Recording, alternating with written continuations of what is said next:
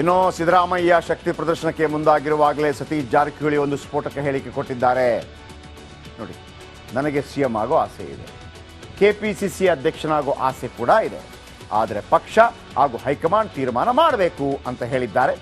ಇನ್ನೊಂದೆಡೆ ಹುಬ್ಬಳ್ಳಿಯಲ್ಲಿ ಮಾತನಾಡಿದ BR ಪಾಟೀಲ್, 5 ವರ್ಷ ನೋಡಿ, ಈ ಮನುಷ್ಯನ ಮಾತು ನನಗೆ ಭಾಳ ಇಷ್ಟ ಆಗುತ್ತೆ. BR ಪಾಟೀಲ್ ನಾನು ಯಾವತ್ತೂ ಹೇಳ್ತಾ ಇರ್ತೀನಿ, ಇವರು ಸಿದ್ದರಾಮಯ್ಯನ ಪಕ್ಕ ಅಭಿಮಾನಿ, ಹಾಗಂತ KJPಗೆ ಹೋಗಿದ್ರು, ಅಲ್ಲೂ ಕೂಡ ಗೆದ್ದು ಬಂದಿದ್ರು ಅಳಂದ. ನೋಡಿ ಮಾತು ನೋಡಿ, 5 ವರ್ಷ ಸಿದ್ದರಾಮಯ್ಯ CM ಆಗಿ ಇರ್ತಾರ ಇಲ್ಲೋ ಗೊತ್ತಿಲ್ಲ, ಬ್ಯೂಟಿಫುಲ್, ಆದರೆ 5 ವರ್ಷ ಸಿದ್ದರಾಮಯ್ಯ ಇರಬೇಕು ಅಂತ ಬಯಸ್ತೇನೆ. ಎಷ್ಟು ಅದ್ಭುತವಾಗಿದೆ ನೋಡಿ, ಕೆಲಸ. ಅಧ್ಯಕ್ಷ ಆಗಲಿಕ್ಕೆ ಆಸೆ ಇದೆ, ಮಂತ್ರಿ ಆಗಲಿಕ್ಕೆ ಆಸೆ ಇದ್ದೇ ಇದ್ದಾರೆ, ಆದರೆ ಅಂತಿಮವಾಗಿ ಪಕ್ಷ ನಿರ್ಧಾರ ಮಾಡಬೇಕು. ಪಕ್ಷ ತೀರ್ಮಾನವೇ ಅಂತಿಮ. ಹಿಂದಕ್ಕೆ CM ಮತ್ತ ಕೂಡ ಭಾಳಷ್ಟು ಓಡಾಡಿತು, ಈಗ ಅಧ್ಯಕ್ಷ ಅಂತ ಓಡಾಡ್ತಾ ಇದೆ. ಅದು ನಮ್ಮ ಉತ್ಸಾಹ ಅಷ್ಟೇ. ಅದು ಅಂತಿಮವಾಗಿ ಪಕ್ಷ ತೀರ್ಮಾನ ಮಾಡಬೇಕಾಯ್ತು, ಯಾರಿಗೆ ಮಾಡಬೇಕು ಯಾರಿಗೆ ಮಾಡಬಾರ್ದು ಅಂತ. ಸೊ ನಾವೆಲ್ಲ ಕಾದು ನೋಡ್ಬೇಕಷ್ಟೇ. CM ಬದಲಾವಣೆ ಆಗಬೇಕು ಅಂತ ಇಲ್ಲ, 5 ವರ್ಷ ಇಲ್ಲ ಗೊತ್ತಿಲ್ಲ, ಹೈಕಮಾಂಡಿಗೆ ಬಿಟ್ಟದ ವಿಷಯ ನನಗೆ ಗೊತ್ತಿಲ್ಲ. ಸಿದ್ದರಾಮಯ್ಯನವರನ್ನ ಬದಲಾವಣೆ ಮಾಡಬೇಕಂತ ಯಾವ ಶಾಸಕನ ಮನಸ್ಸಿನಲ್ಲೂ ಕೂಡ ಇಲ್ಲ, ವಿಚಾರ ಪ್ರಸ್ತಾಪ ಆಗಿಲ್ಲ, ಎಲ್ಲೂ ಚರ್ಚೆ ಇಲ್ಲ. ಇನ್ನು 5 ವರ್ಷ ಇರಬೇಕು ಅಂತ ಬಯಸ್ತಾ ಇದ್ವಿ. ಒಂದು ವೇಳೆ ಹೈಕಮಾಂಡ್ ಅವರು ತೀರ್ಮಾನ ತಗೊಂಡ್ರೆ ನಾವೇನು ಮಾಡೋಕ್ಕಾಗ್ತದೆ? ಅವ್ರ ಮೇಲೆ ಇನ್ನೂ ಜವಾಬ್ದಾರಿ ಜಾಸ್ತಿ ಕೊಡ್ಬೋದು ಸಿದ್ದರಾಮಯ್ಯನವ್ರ ಮೇಲೆ. ಸ್ವಾಭಿಮಾನಿ ಸಮಾವೇಶ ಮೈಸೂರಲ್ಲಿ ಮಾಡಬೇಕು ಅಂತಿತ್ತು, ಯಾಕಂದ್ರೆ ಅದು ಅವರ ಹುಟ್ಟೂರು. ಆದರೆ ಏಕಾಏಕಿ ಅದು ಹಾಸನಕ್ಕೆ ಶಿಫ್ಟ್ ಆಯಿತು. ಹಾಸನ ದೇವೇಗೌಡರು, ಒಕ್ಕಲಿಗರ ಭದ್ರಕೋಟೆ, ಒಕ್ಕಲಿಗ ನಾಯಕ ಅಂತ ಕಾಂಗ್ರೆಸ್ ಅಲ್ಲಿರೋದು DK ಶಿವಕುಮಾರ್, ಸಿದ್ದರಾಮಯ್ಯ ಸ್ವಾಭಿಮಾನಿ ಸಮಾವೇಶವನ್ನು ಹಾಸನದಲ್ಲಿ ಯಾಕೆ ಮಾಡ್ತಾರೆ? ಮಾಡೋದಕ್ಕೆ ಅವಕಾಶ ಕೊಡಬೇಡಿ ಅಂತೇಳಿ ಒಂದು ಪತ್ರ AICCಗೆ ಹೋಗಿದೆ. ಏನೋ ನಡೀತಾ ಇದೆ ಕಾಂಗ್ರೆಸ್ನಲ್ಲಿ. ಬನ್ನಿ ರಿಪೋರ್ಟ್.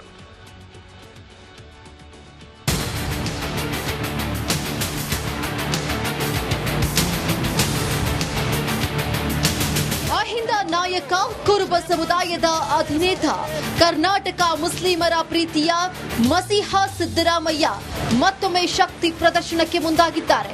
ಉಪಚುನಾವಣೆಯಲ್ಲಿ ಭರ್ಜರಿಯಾಗಿ ಗೆದ್ದ ಬಳಿಕ ಸಿದ್ದು ಅಭಿಮಾನಿಗಳು ಹಾಸನದಲ್ಲಿ ಭರ್ಜರಿ ಶಕ್ತಿ ಪ್ರದರ್ಶನಕ್ಕೆ ಮುಂದಾಗಿದ್ದಾರೆ. ಸಿದ್ದು ಅಭಿಮಾನಿಗಳ ಸಮಾವೇಶಕ್ಕೆ ಸಿದ್ಧತೆಗಳು ಭರದಿಂದ ಸಾಗ್ತಾ ಇವೆ. ಜೆಡಿಎಸ್ ಭದ್ರಕೋಟೆಯಲ್ಲಿ 1 ಲಕ್ಷ ಜನರ ಸಮ್ಮುಖದಲ್ಲಿ ಅಬ್ಬರಿಸುವುದಕ್ಕೆ CM ಸಿದ್ದರಾಮಯ್ಯ ಸನ್ನದ್ಧರಾಗಿದ್ದಾರೆ. ಈ ಸಮಾವೇಶನ ಶೋಷಿತ ಸಮುದಾಯಗಳ ಸಂಘಟನೆ ಮಾಡಬೇಕು ಅಂತ ಬಯಸಿದ್ರು, ಅದು ಅವರು ಮಾಡ್ತಾ ಇದ್ದಾರೆ. ಜೊತೆಗೆ ನಮ್ಮನ್ನೆಲ್ಲ ಕರೆದಿರೋದ್ರಿಂದ ಅವರು ಪಾರ್ಟಿ ಎರಡೂ ಸೇರಬೇಕು ಅನ್ನೋದು ನಮ್ಗಳ ಅಭಿಪ್ರಾಯ. ಸಮಾವೇಶಕ್ಕಾಗಿ ರೇಷ್ಮೆ ಪಂಚೆ ಖರೀದಿ, ಜುಬ್ಬಾಗೆ ಇಸ್ತ್ರಿ ಹಾಕಿದಂಗೆ ಸಿದ್ದರಾಮಯ್ಯಗೆ ಒಂದು ಶಾಕಿಂಗ್ ಸುದ್ದಿ ಬಂತು. ಸಿದ್ದು ಎದುರಾಳಿ ತಂಡವೊಂದು ಸದ್ದಿಲ್ಲದೆ ಹೈಕಮಾಂಡ್ಗೆ ಪತ್ರ ಬರೆದಿದೆ. ಹೆಸರು ಉಲ್ಲೇಖಿಸದೆ ಪತ್ರ ಬರೆಯಲಾಗಿದ್ದು ಸಮಾವೇಶಕ್ಕೆ ಅಡ್ಡಗಾಲು ಹಾಕಿದೆ. ಬರ್ಕಳ್ರಿ, ಅದೆಲ್ಲ ನಾವು ಏನು ಮಾಡೋಣ, ಯಾರು ಬರ್ಕೊಳ್ಳಿ, ಏನಾರ ಮಾಡ್ಕೊಳ್ಳಿ, ನಮಗೆ ಸಂಬಂಧ ಇಲ್ಲ, ನಾವು ಮಾಡೋದೇ ಅಷ್ಟೇ. ಖರ್ಗೆ ಅವರು ಬರ್ತಾರೆ, ಅಲ್ಲ ಕರೆದ್ರೆ ಅವರು ಬರ್ತಾರೆ, ಏನಂತ ಅದರಲ್ಲೇನಿದೆ. ಅನಾಮಿಕರು ಬರೆದ ಪತ್ರವನ್ನ ಹೈಕಮಾಂಡ್ ಡಸ್ಟ್ ಬಿನ್ಗೆ ಹಾಕಿದೆ. ಹಾಸನ ಸಮಾವೇಶಕ್ಕೆ ರಾಹುಲ್ ಗಾಂಧಿ ಗ್ರೀನ್ ಸಿಗ್ನಲ್ ಕೊಟ್ಟರು. ಅಷ್ಟೇ ಅಲ್ಲ, ಸಮಾವೇಶಕ್ಕೆ ಬರೋದಾಗಿ ಭರವಸೆಯನ್ನು ಕೊಟ್ಟರು. Bureau report, republic Kannada. Siddaramaiah ಕರ್ನಾಟಕದ ಮುಖ್ಯಮಂತ್ರಿ, 2 ಬಾರಿ ಮುಖ್ಯಮಂತ್ರಿ ಆಗುವಂತ ಅವಕಾಶ ಸಿಕ್ಕಂತಹ ಕೆಲವು ನಾಯಕರುಗಳ ಪೈಕಿ ಸಿದ್ದರಾಮಯ್ಯ. ಅನೇಕ ನಾಯಕರುಗಳಿದ್ರು, 5 ವರ್ಷ ಕಂಪ್ಲೀಟ್ ಮಾಡೋಕ್ಕಾಗಿಲ್ಲ. ಬಂಗಾರಪ್ಪನಂತವರಿದ್ರು, ಆಗಲಿಲ್ಲ. ಮೊಯ್ಲಿ ಇದ್ರು, ಆಗಲಿಲ್ಲ. ಇವರೆಲ್ಲ ಮೂಲ ಕಾಂಗ್ರೆಸ್ಸಿಗರು, ಆಗಲಿಲ್ಲ. ಆದರೆ ಇವರಿಗೆ 5 ವರ್ಷ, ಮತ್ತೊಂದು ಅವಕಾಶ, ಮತ್ತು ಇನ್ನೊಂದು ಸಲ ಅಂದರೆ ನಾಡಿದ್ದು 2026 ಜನವರಿ ತನಕ ಇವರೇನಾದರೂ ಅಧಿಕಾರವನ್ನು ಮಾಡಿದರೆ ಸಾಧ್ಯತೆ ಇದೆ. ಕರ್ನಾಟಕವನ್ನು ಆಳಿದ, ಅತಿ ಹೆಚ್ಚು ದಿನಗಳ ಕಾಲ ಆಳಿದ ಏಕಮೇವ ಮುಖ್ಯಮಂತ್ರಿ ಅನ್ನುವಂಥ ಹೆಗ್ಗಳಿಕೆಗೆ ಪಾತ್ರರಾಗ್ತಾರೆ. ಅದು ಕೂಡ ಒಂದು ವೇಳೆ ಹೈಕಮಾಂಡ್ನಲ್ಲಿ 50-50 ಅಂತ ಆಗಿದ್ದರೂ ಕೂಡ, ಅಂದರೆ 2.5 ವರ್ಷ ಅಂತ ನಿಗದಿ ಆಗಿದ್ದರೂ ಕೂಡ ಅಟ್ಲೀಸ್ಟ್ 3 ತಿಂಗಳು ಜಾಸ್ತಿ ಆಡಳಿತ ಕೊಟ್ಟುಬಿಟ್ರೆ ಸಿದ್ದರಾಮಯ್ಯನವರು, ದೇವರಾಜ ಅರಸು ನಂತರ ಈ ರಾಜ್ಯವನ್ನು ಅತಿ ಹೆಚ್ಚು ದಿನಗಳ ಕಾಲ ಆಳಿದ ಮುಖ್ಯಮಂತ್ರಿ ಎಂಬ ಹೆಗ್ಗಳಿಕೆಗೆ ಪಾತ್ರರಾಗ್ತಾರೆ. 75ನೇ ಹುಟ್ಟುಹಬ್ಬದ ಸಂದರ್ಭದಲ್ಲಿ ಸಿದ್ದರಾಮೋತ್ಸವ 10 ಲಕ್ಷಕ್ಕಿಂತಲೂ ಹೆಚ್ಚು ಜನ. ಇದೀಗ ಮೊನ್ನೆ ಒಂದು ಮಾತನ್ನು ಹೇಳಿದ್ರು, ನನ್ನನ್ನೇನಾದ್ರೂ ಮುಟ್ಟಿದ್ರೆ ತಟ್ಟು ಬಿಡ್ತೀನಿ ಅಂತ. ಯಾರಿಗೆ ಹೇಳಿದ್ರು ಅನ್ನೋದು ಚರ್ಚೆ ಆಯ್ತು. ಬಿಜೆಪಿಗ, ಕಾಂಗ್ರೆಸ್ಸಿಗ, ಅಕ್ಕಪಕ್ಕದಲ್ಲಿರೋರ್ಗ, ಮುಖ್ಯಮಂತ್ರಿ ಗಾದಿಯಿಂದ ಇಳಿಸ್ತೀನಿ ಅಂತ ಹೇಳೋರಿಗೆ ಸವಾಲ ಗೊತ್ತಿಲ್ಲ. ಸ್ವಾಭಿಮಾನಿ ಸಮಾವೇಶ ಮೈಸೂರಲ್ಲಿ ಮಾಡಬೇಕು ಅಂತಿತ್ತು, ಯಾಕಂದ್ರೆ ಅದು ಅವರ ಹುಟ್ಟೂರು. ಆದರೆ ಏಕಾಏಕಿ ಅದು ಹಾಸನಕ್ಕೆ ಶಿಫ್ಟ್ ಆಯಿತು. ಹಾಸನ ದೇವೇಗೌಡರು, ಒಕ್ಕಲಿಗರ ಭದ್ರಕೋಟೆ, ಒಕ್ಕಲಿಗ ನಾಯಕ ಅಂತ ಕಾಂಗ್ರೆಸ್ ಅಲ್ಲಿರೋದು ಡಿ ಕೆ ಶಿವಕುಮಾರ್, ಸಿದ್ದರಾಮಯ್ಯ ಸ್ವಾಭಿಮಾನಿ ಸಮಾವೇಶವನ್ನ ಹಾಸನದಲ್ಲಿ ಯಾಕೆ ಮಾಡ್ತಾರೆ? ಮಾಡೋದಕ್ಕೆ ಅವಕಾಶ ಕೊಡಬೇಡಿ ಅಂತೇಳಿ ಒಂದು ಪತ್ರ AICCಗೆ ಹೋಗಿದೆ. ಏನೋ ನಡೀತಾ ಇದೆ ಕಾಂಗ್ರೆಸ್ನಲ್ಲಿ. ಬನ್ನಿ ರಿಪೋರ್ಟ್.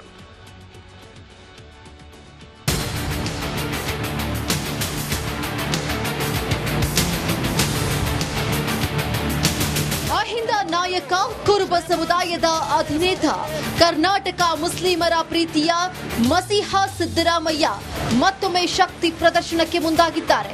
ಉಪಚುನಾವಣೆಯಲ್ಲಿ ಭರ್ಜರಿಯಾಗಿ ಗೆದ್ದ ಬಳಿಕ ಸಿದ್ದು ಅಭಿಮಾನಿಗಳು ಹಾಸನದಲ್ಲಿ ಭರ್ಜರಿ ಶಕ್ತಿ ಪ್ರದರ್ಶನಕ್ಕೆ ಮುಂದಾಗಿದ್ದಾರೆ. ಸಿದ್ದು ಅಭಿಮಾನಿಗಳ ಸಮಾವೇಶಕ್ಕೆ ಸಿದ್ಧತೆಗಳು ಭರದಿಂದ ಸಾಗ್ತಾ ಇವೆ. ಜೆಡಿಎಸ್ ಭದ್ರಕೋಟೆಯಲ್ಲಿ 1 ಲಕ್ಷ ಜನರ ಸಮ್ಮುಖದಲ್ಲಿ ಅಬ್ಬರಿಸುವುದಕ್ಕೆ ಸಿಎಂ ಸಿದ್ದರಾಮಯ್ಯ ಸನ್ನದ್ಧರಾಗಿದ್ದಾರೆ. ಈ ಸಮಾವೇಶನ ಶೋಷಿತ ಸಮುದಾಯಗಳ ಸಂಘಟನೆ ಮಾಡಬೇಕು ಅಂತ ಬಯಸಿದ್ರು. ಅದು ಅವರು ಮಾಡ್ತಾ ಇದ್ದಾರೆ. ಜೊತೆಗೆ ನಮ್ಮನ್ನೆಲ್ಲ ಕರೆದಿರೋದ್ರಿಂದ ಅವರು ಪಾರ್ಟಿ ಎರಡೂ ಸೇರಬೇಕು ಅನ್ನೋದು ನಮ್ಗಳ ಅಭಿಪ್ರಾಯ.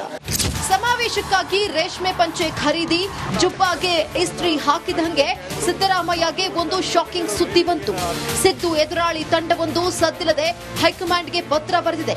ಹೆಸರು ಉಲ್ಲೇಖಿಸದೆ ಪತ್ರ ಬರೆಯಲಾಗಿದ್ದು ಸಮಾವೇಶಕ್ಕೆ ಅಡ್ಡಗಾಲು ಹಾಕಿದೆ.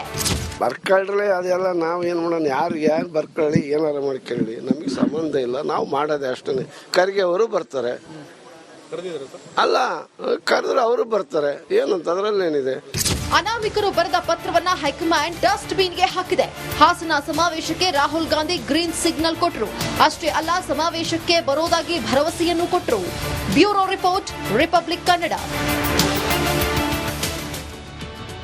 ಸಿದ್ದರಾಮಯ್ಯ ಕರ್ನಾಟಕದ ಮುಖ್ಯಮಂತ್ರಿ, 2 ಬಾರಿ ಮುಖ್ಯಮಂತ್ರಿ ಆಗುವಂತ ಅವಕಾಶ ಸಿಕ್ಕಂತಹ ಕೆಲವು ನಾಯಕರುಗಳ ಪೈಕಿ ಸಿದ್ದರಾಮಯ್ಯ. ಅನೇಕ ನಾಯಕರುಗಳಿದ್ರು, 5 ವರ್ಷ ಕಂಪ್ಲೀಟ್ ಮಾಡೋಕ್ಕಾಗಿಲ್ಲ. ಬಂಗಾರಪ್ಪನಂತವರಿದ್ರು, ಆಗಲಿಲ್ಲ. ಮೊಯ್ಲಿ ಇದ್ರು, ಆಗಲಿಲ್ಲ.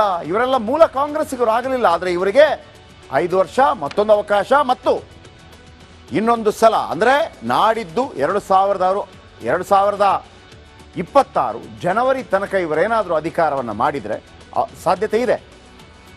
ಕರ್ನಾಟಕವನ್ನು ಆಳಿದ, ಅತಿ ಹೆಚ್ಚು ದಿನಗಳ ಕಾಲ ಆಳಿದ ಏಕಮೇವ ಮುಖ್ಯಮಂತ್ರಿ ಅನ್ನುವಂಥ ಹೆಗ್ಗಳಿಕೆಗೆ ಪಾತ್ರರಾಗ್ತಾರೆ. ಅದು ಕೂಡ ಒಂದು ವೇಳೆ ಹೈಕಮಾಂಡ್ನಲ್ಲಿ 50-50 ಅಂತ ಆಗಿದ್ದರೂ ಕೂಡ, ಅಂದರೆ 2.5 ವರ್ಷ ಅಂತ ನಿಗದಿ ಆಗಿದ್ದರೂ ಕೂಡ ಅಟ್ಲೀಸ್ಟ್ 3 ತಿಂಗಳು ಜಾಸ್ತಿ ಆಡಳಿತ ಕೊಟ್ಟುಬಿಟ್ರೆ ಸಿದ್ದರಾಮಯ್ಯನವರು, ದೇವರಾಜ ಅರಸು ನಂತರ ಈ ರಾಜ್ಯವನ್ನು ಅತಿ ಹೆಚ್ಚು ದಿನಗಳ ಕಾಲ ಆಳಿದ ಮುಖ್ಯಮಂತ್ರಿ ಎಂಬ ಹೆಗ್ಗಳಿಕೆಗೆ ಪಾತ್ರರಾಗ್ತಾರೆ.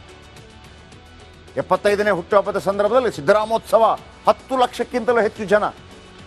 ಇದೀಗ ಮೊನ್ನೆ ಒಂದು ಮಾತನ್ನು ಹೇಳಿದ್ರು, ನನ್ನನ್ನೇನಾದ್ರೂ ಮುಟ್ಟಿದ್ರೆ ತಟ್ಟು ಬಿಡ್ತೀನಿ ಅಂತ. ಯಾರಿಗೆ ಹೇಳಿದ್ರು ಅನ್ನೋದು ಚರ್ಚೆ ಆಯಿತು. ಬಿಜೆಪಿಗ, ಕಾಂಗ್ರೆಸ್ಸಿಗ, ಅಕ್ಕಪಕ್ಕದಲ್ಲಿರೋರ್ಗ, ಮುಖ್ಯಮಂತ್ರಿ ಗಾದಿಯಿಂದ ಇಳಿಸ್ತೀನಿ ಅಂತ ಹೇಳೋರಿಗೆ ಸವಾಲ ಗೊತ್ತಿಲ್ಲ. ಸ್ವಾಭಿಮಾನಿ ಸಮಾವೇಶ ಮೈಸೂರಲ್ಲಿ ಮಾಡಬೇಕು ಅಂತಿತ್ತು, ಯಾಕಂದ್ರೆ ಅದು ಅವರ ಹುಟ್ಟೂರು. ಆದರೆ ಏಕಾಏಕಿ ಅದು ಹಾಸನಕ್ಕೆ ಶಿಫ್ಟ್ ಆಯಿತು. ಹಾಸನ ದೇವೇಗೌಡರು, ಒಕ್ಕಲಿಗರ ಭದ್ರಕೋಟೆ, ಒಕ್ಕಲಿಗ ನಾಯಕ ಅಂತ ಕಾಂಗ್ರೆಸ್ ಅಲ್ಲಿರೋದು ಡಿ ಕೆ ಶಿವಕುಮಾರ್, ಸಿದ್ದರಾಮಯ್ಯ ಸ್ವಾಭಿಮಾನಿ ಸಮಾವೇಶವನ್ನ ಹಾಸನದಲ್ಲಿ ಯಾಕೆ ಮಾಡ್ತಾರೆ? ಮಾಡೋದಕ್ಕೆ ಅವಕಾಶ ಕೊಡಬೇಡಿ ಅಂತೇಳಿ ಒಂದು ಪತ್ರ AICCಗೆ ಹೋಗಿದೆ. ಏನೋ ನಡೀತಾ ಇದೆ ಕಾಂಗ್ರೆಸ್ನಲ್ಲಿ. ಬನ್ನಿ ರಿಪೋರ್ಟ್.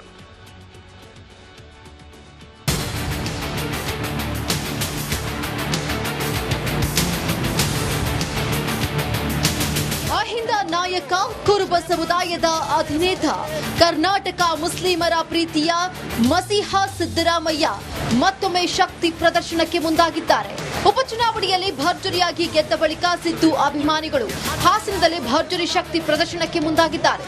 ಸಿದ್ದು ಅಭಿಮಾನಿಗಳ ಸಮಾವೇಶಕ್ಕೆ ಸಿದ್ಧತೆಗಳು ಭರದಿಂದ ಸಾಗ್ತಾ ಇವೆ.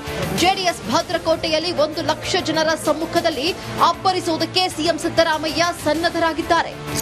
ಈ ಸಮಾವೇಶನ ಶೋಷಿತ ಸಮುದಾಯಗಳ ಸಂಘಟನೆ ಮಾಡಬೇಕು ಅಂತ ಬಯಸಿದ್ರು. ಅದು ಅವರು ಮಾಡ್ತಾ ಇದ್ದಾರೆ.